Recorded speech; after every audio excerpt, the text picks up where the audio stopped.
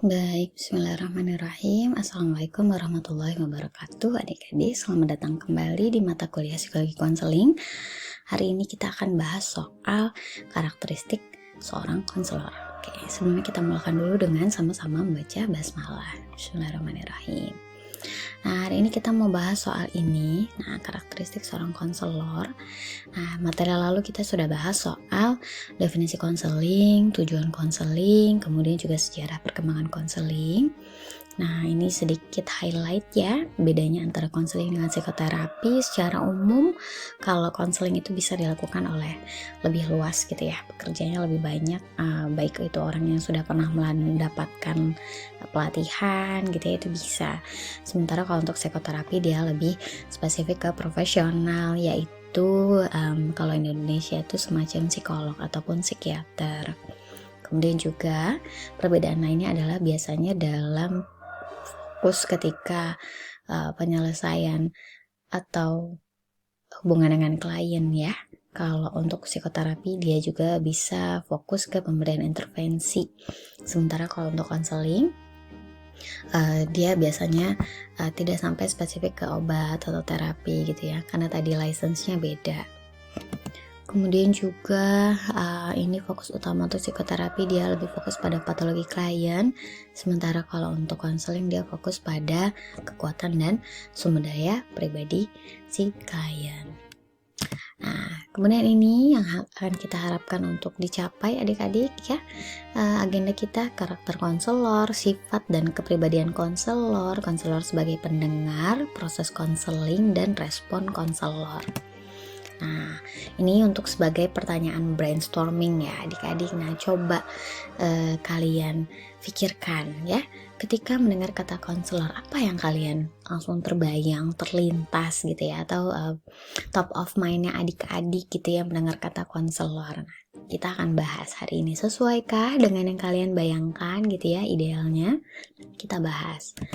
Nah, seperti apa sih karakter seorang konselor? Dimulai dari pertama, empati.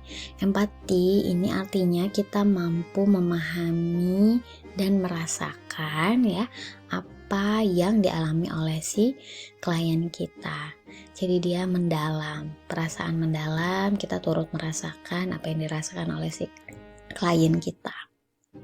Kemudian yang kedua, kepercayaan diri. Nah, ini juga krusial adik-adik ya, bahwa kita sebagai konselor juga harus punya PD.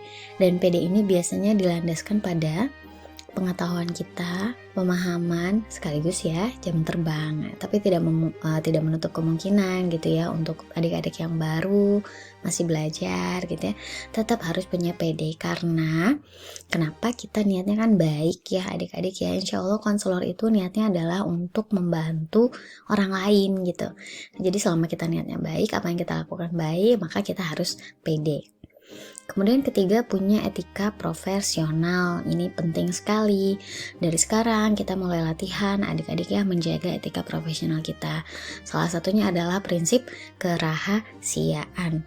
Harus bisa menjaga rahasia yang diceritakan oleh si klien di proses konseling. Itu latihannya dari sekarang. Jadi kalau sekarang nih masih suka gibah gitu ngomongin ini gitu ya, itu masalahnya. Kita harus mulai latihan nih menjaga apa yang seharusnya dirahasiakan. Kemudian juga kreativitas ya, punya kemampuan untuk memberikan alternatif solusi, plus juga dorongan kepada si klien kita. Nah, kemudian ada sifat-sifat yang lain, yaitu kecerdasan. Nah, ini dalam konteks pemahaman tentang masalah maupun teoritisnya gitu ya adik-adik ya. Makanya saya sarankan adik-adik juga punya kemampuan untuk mengintegrasikan dengan keilmuan lain yang kalian miliki atau basis keilmuan yang diperoleh dari mata kuliah lain di awal-awal, terutama kayak sejarah aliran, psikologi umum, psikologi perkembangan, psikologi sosial. Itu kan sebagai dasar adik-adik ya untuk memahami manusia. Itu sangat terpakai nanti ketika proses konseling. Yang kedua, punya minat pada orang lain. Of course, karena nanti bekerjanya lebih banyak dengan orang lain. Luwes ya. Punya pemahaman yang banyak dan kemampuan untuk menggunakan pengetahuan itu di proses konseling. punya nilai dan prinsip yang dipegang teguh. Toleransi tetap harus diperhatikan adik-adik ya, karena kita itu nanti akan menghadapi klien dari berbagai jenis suku, agama, dan ras gitu ya, macam-macam. Maka harus memperbesar ruang toleransi itu. Fleksibilitas dan tentunya punya kemampuan komunikasi yang efektif. Ini juga skill yang harus dilatih sejak sekarang. Bagaimana kita menyampaikan pendapat, bagaimana kita bertanya, bagaimana kita merespon apa yang disampaikan oleh klien, pun juga bagaimana nanti kita menyimpulkan dan memberikan insight kepada klien gitu ya. Jadi kita harus punya skill komunikasi ini, sangat harus dilatih. Kemudian, nah ini perspektif multikultural dan moderasi beragama.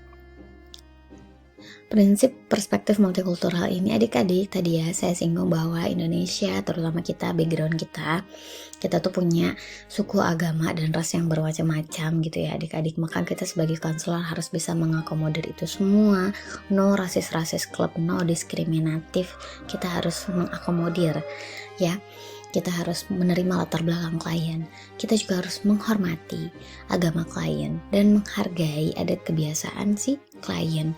Karena dengan itu kita akan jadi memahami perspektif yang dimiliki oleh si klien kita. Sehingga kita juga akan punya pemahaman yang komprehensif terhadap masalah yang dialami oleh si klien, sekaligus bagaimana membantu klien untuk mencari jalan keluar dari masalah tersebut. Nah, kemudian ini dimensi lain yang harus dimiliki oleh konselor. Spontanitas, keleluasaan, konsentrasi, keterbukaan, stabilitas emosi, keyakinan pada kemampuan untuk berubah, komitmen terhadap kemanusiaan, kesediaan untuk membantu klien mengubah lingkungan mereka, pengetahuan tentang konselor dan konseling tentunya, dan totalitas ya adik-adik ya. Nah, konselor juga harus punya kemampuan sebagai pendengar. Pertama nih, mampu mendengarkan dengan empati. Jadi bukan hanya sekedar mendengarkan aja adik-adik levelnya sekarang. Mendengarkan, fokus, dan juga empati, menciptakan kehadiran gitu ya, dan suasana yang kondusif dalam mendengarkan si klien. Jadi kita akan membuat si klien merasa bahwa dia didengarkan isi hatinya, dia diterima gitu ya. Nah, itu perasaan yang harus dimunculkan ketika kita mendengarkan si klien bercerita. Kemudian mencatat, ini boleh ya, mencatat tuh boleh banget, tapi usahakan tidak di sepanjang sesi konseling gitu ya, karena itu akan mengganggu. Di poin-poin pentingnya aja gitu ya. Atau kalau sekarang kan boleh minta izin gitu untuk record ke si kliennya. Nah, record juga nanti tetap harus didengarkan kembali ya, jangan sampai cuma di record aja. Harus kita dengerin nih apa sih poinnya si klien kita ini. Kemudian ketiga, kita juga harus memperhatikan bahasa tubuhnya si klien. Dari mulai gerak tubuh, kontak mata, gestur yang ditampilkan, ekspresi wajah. Nah, itu juga menjadi sarana komunikasi si klien sebenarnya. Dan kadang gestur nonverbal itu sebenarnya dia lebih jujur gitu ya dibandingkan dengan gestur yang verbal.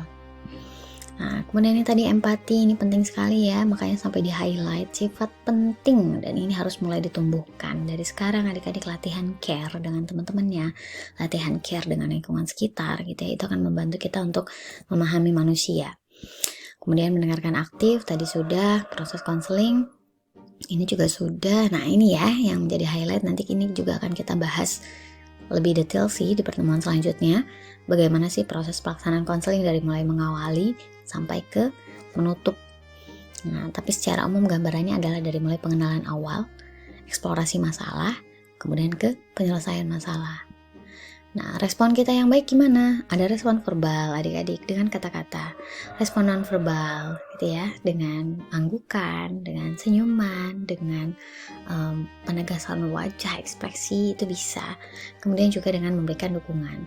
Tapi tentu ini semua harus di waktu yang tepat ya adik-adik ya. Nah, nih pada waktu yang tepat ketika memang si klien sedang membutuhkan itu responnya, dan juga tidak berlebihan, tidak kekurangan.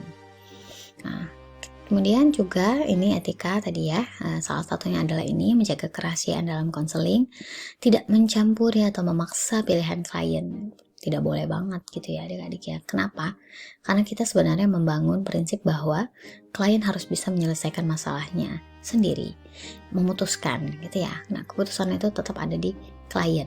Kita hanya memberikan insight dan membantu klien untuk mendapatkan ide-ide untuk menyelesaikan masalahnya. Kemudian ini tadi ya, objektif dan tidak diskriminatif, menjaga kompetensi. Nah, jangan lupa tetap harus mengupgrade kemampuan diri kita.